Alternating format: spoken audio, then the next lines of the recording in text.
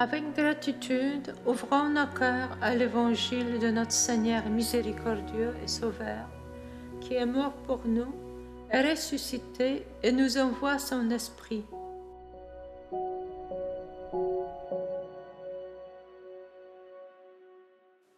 Il leur dit: Ainsi est-il écrit que le Christ souffrirait, qu'il ressusciterait d'entre les morts le troisième jour, et que la conversion serait proclamée en son nom pour le pardon des péchés à toutes les nations, en commençant par Jérusalem.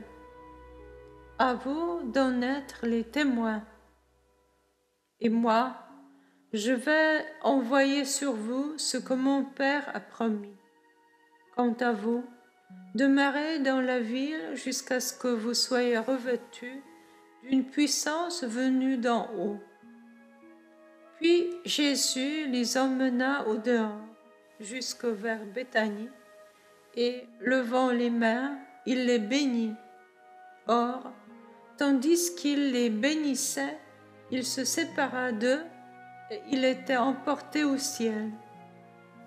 Ils se prosternèrent devant lui, puis ils retournèrent à Jérusalem en grande joie. Et ils étaient sans cesse dans le temple à bénir Dieu.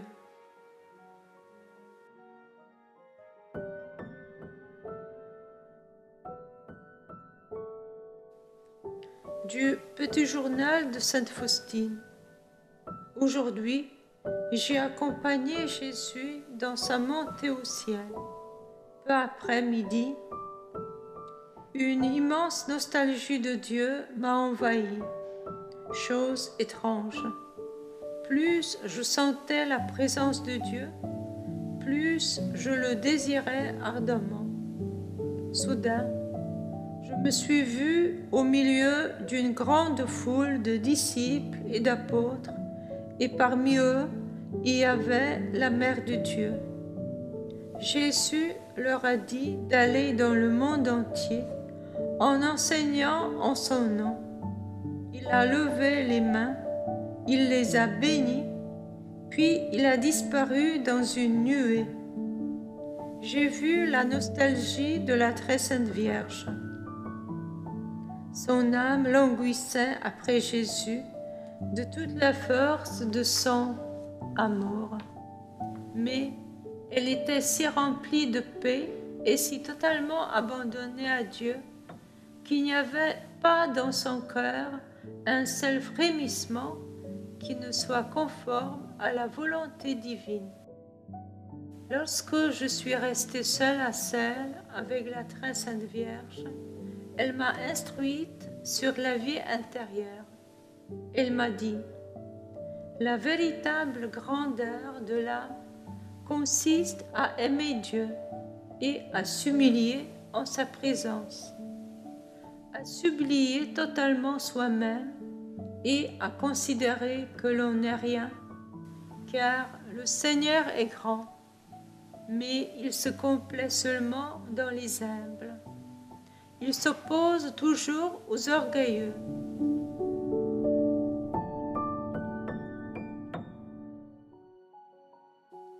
Après l'ascension de Jésus, les disciples s'en allèrent proclamer partout l'Évangile. Le Seigneur travaillait avec eux et confirmait la parole par les signes qui l'accompagnaient.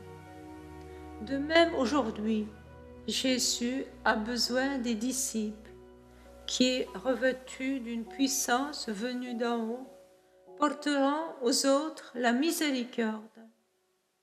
Est-ce que je crois que Jésus m'envoie moi aussi ?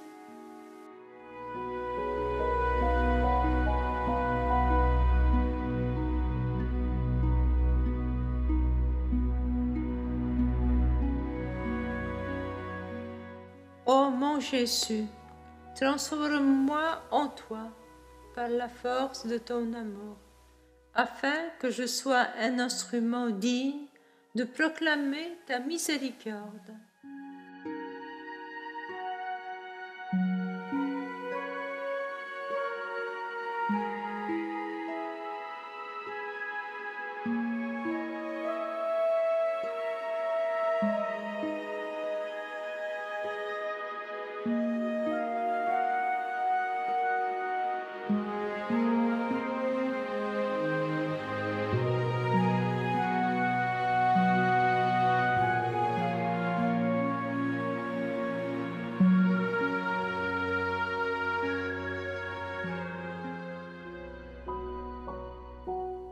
Mon Jésus miséricordieux, je te remercie car tu veux parler à chaque moment à mon cœur.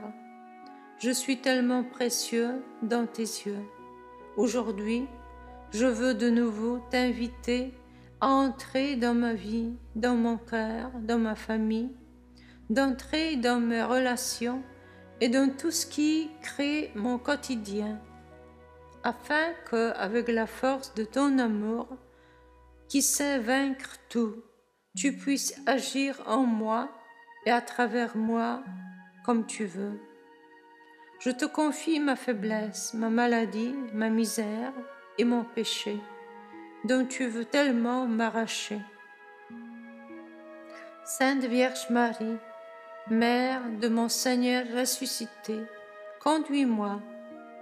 Sainte Sœur Faustine, priez pour moi, car comme toi, je désire glorifier ton infinie miséricorde pendant ma vie, à l'heure de ma mort, lors de ma résurrection et pour l'éternité.